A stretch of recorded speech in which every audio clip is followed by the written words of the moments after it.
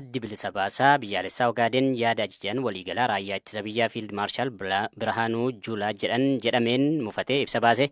Addichi naannoo Somaalee keessatti dhaaba beekamtii boordii filannoo qabu ta'ee seera qabeessa ta'ee socho'uu erga eegalee waggoonni lakkaa'amaniiru.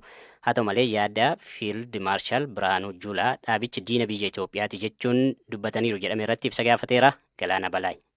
Addi bilisa baasaa biyyaalessaa Ogaaden ibsa guyyaa bara haaraa Itoophiyaatti baaseen mootummaan Itoophiyaa yaada Fiild Maarshaal Birhaanuu Juulaa jedhaniiru jedhame irratti ibsa gahaa akka kennu gaafateera. ONLF ibsa isaan ajajaan waraana Itoophiyaa dhaaba isaatiin diina biyya Itoophiyaa ta'e Masriin ijaarame jechuu isaanii balaaleffate. Fiild Maarshaal Birhaanuu Juulaa fulbaana 8 bara 2024 viidiyoo miidiyaa Itiyoo Fooram jedhamu irratti yaada kana kennuu isaanii dhaabichi ibsa isaa keessatti eereera. BBC'n dhimma kana irratti ammatti ofiin waan qulqulleeffate hin qabu.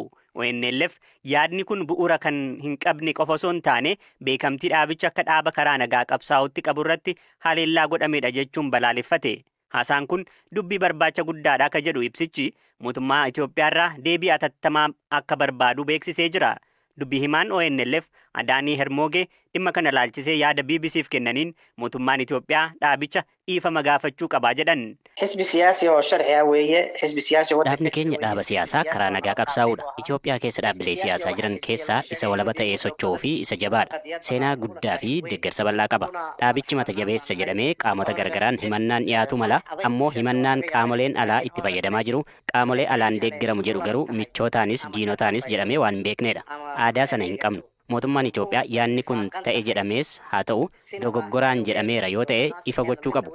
Deebiin isaanirraa eegnu dogoggora ta'uu amanuu isaaniiti. Kana amanuun waan sirrii ta'a. Achi ammoo dhiifama gaafachuudha. Addi bilisa baasaa biyyaalessaa Ogaaden hiree murtee ofii murteeffachuu uummata Ogaaden naannoo Somaalee keessa jiraatu mirkaneessuuf erga hundaa'e booda waggoota dheeraaf qabsoo hidhannoo gaggeessaa bahe. Dhufaatii ministeera muummee Abiyyi Ahmad boodas bara 2018 keessa Eertiraa magaalaa Asmaraatti mootummaa Itoophiyaa waliin waliigaltee nagaa raawwachuun hooggansisaa akkuma dhaabbilee kaanii karaa nagaa qabsaa'uuf gara biyyaa deebi'e. Dhaabichi ibsa isaa keessatti yaadni Fiild Maarshaal Birhaanuu waliigaltee nagaa godhame kan sarbuudha jedheera. Mootummaan Itoophiyaa yaada kana irratti deebii hin kennu yoo ta'e ammoo dhaabni isaanii loltuu diinaa godhamee ilaalamuun beekamtii isaanii gama mootummaan jiru irratti hiika adda biraa waan qabuuf yaadda'uu ibseera. Dhaabni ONLF karaa nagaa qabsaa'uuf beekamtii boordii filannoo Itoophiyaa qabaatus filannoo biyyaalessaa bara 2013 irratti adeemsa mootummaa mormuun filannoo irratti hirmaachuu keessaa of baasuun isaanii yaadatama. Ka'uun biyyoota 11 qaxxaamuree galaana Meeditiraaniyaanitti kan dabalamu lagi Naayil addunyaa irratti laga dheerinaan beekamudha. Ogeeyyiin damee kanaa laga Amazoon waliin wal dorgomsiisu.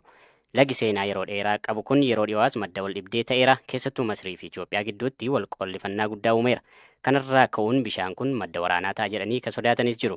Ofii bishaan kun seenaa akkamii qabaa? Haga dhaqee galaana Meeditiraaniyaanitti seenutti maal keessa darba?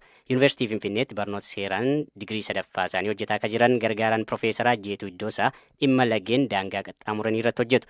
Seenaan laga Naayil irratti gaaffiif deebii waliin taasiseera.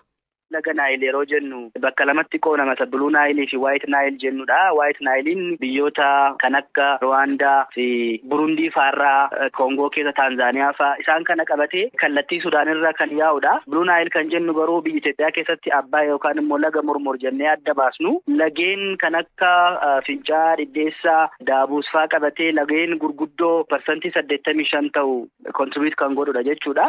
Lagni kun baay'inaan hanga parsantii 60 torbaatamaatti kan siqu qaama Oromiyaa irraa kan yaa'anii achi itti dabalamanidha jechuudha. Lageen kan akka kunoo Magac, Rib jenne naannoo Amaaraa irraa Xaanaatti yaa'anii voolumii lageen sanaa yeroo laallu baay'ee xiqqoodha. Kanaaf ani Oromiyaa hanga parsantii 65 torbaatamaatti laga kanatti kontribiitii akka godhuun hubadha. Haa ta'u malee dabalataanis lageen kan akka Takazee, Atbaaraaf Soobaat kan jennu karaa gubbaa kaaba Itoophiyaa irraan dhaqee kan Naayilitti dabalamuus hin jira jechuudha. Kanaaf kallattii lamaan Itoophiyaan kan kontribiitii gootu. Walumaa galatti Itoophiyaan bishaanota river baziinii kan jennu 12 qabdu keessaa qaama bishaanii kallattii lagaanaas haa ta'u direneejii siistamiitiinis haa ta'u parsantii 44 kan hammatu laga Naayil kana faana wal qabatee baay'inaan Oromiyaa irraa maddee Sudaan keessa bahuun Ijiptiif kan yaa'anidha jechuudha. Sudaan erga qaxxaamuree booddee guutummaa guutuun Misrii keessa bahuudhaan gara Meeditiraaniyaansii yookaan immoo galaana Meeditiraaniyaanitti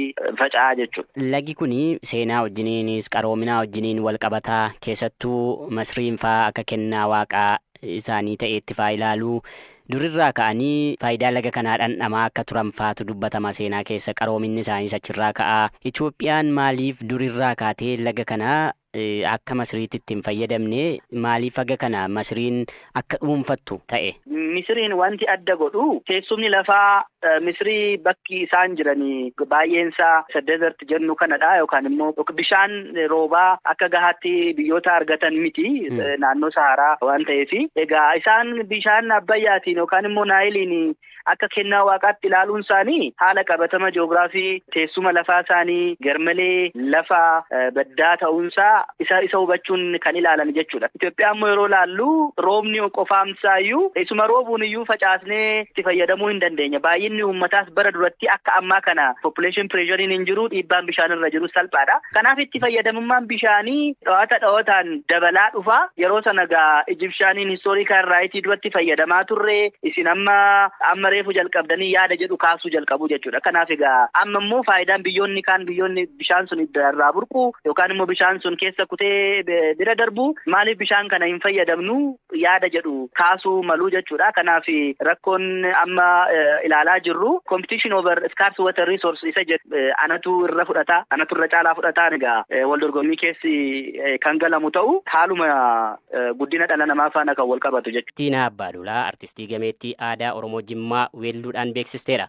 Waggoota dheeraaf dagatamtee turtus Jimmi yeroo ka'u weelluun ishee biraa hafee hin beeku. Waggoota 30 as ammoo addunyaa sirbaa keessaa baatee qalbii ishee gara amantiitti deebisteetti. Sittiinaan ijoollummaa irraa eegaltee bu'aa bayii aartii Oromoo keessatti dabarsitee BBC'tti himteetti. Warqinaa Dirribsaatu dubbise. Qaaliji tokko masgiida tuula kanu maalii jedhan jennaan ati sirba kee calluma ittee sirbaattaa sagaleen kee kun maalli jennaan. Inni gurratti naa jedhii jedhan. Kun jaalala maraadhu si'aa maraadhu naan jedhan.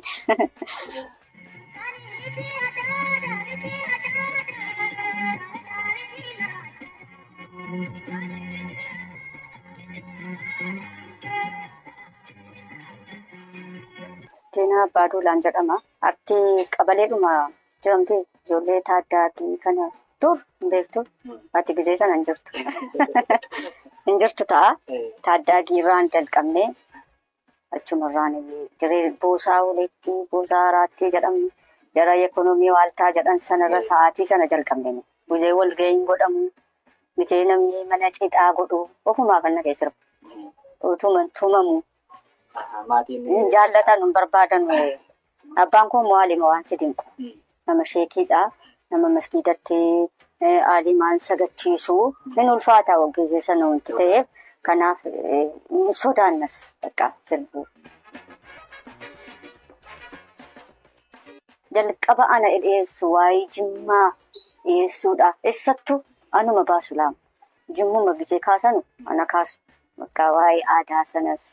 Waa'ee aadaa fi heerumaas kaasetii irratti hin baasne malee sirbeera. Gizeen sirbu lafee dhiitaan sirba. Batallee Oromiyaa gizeen sirbu boohaan sirba waan ta'eef uummanni naa wajjin bu'a. Oromiyaan maal ture? Oromiyaa jechuun bakka waa'ee jireenyaa sitti himaa. Kanaaf buna keenyallee bu'ataa jiru, warqii keenyallee guurrataa jiru. Biyya isaaniitiin ittiin guddisuuf nama isaaniitiif ittiin barsiisuuf sarphallee jirraa kabajaa dhabnee biyya keenya irratti dadhabbiitamne. Dhiitamuun kana caaloo jiraarraa kunuun dhiitama.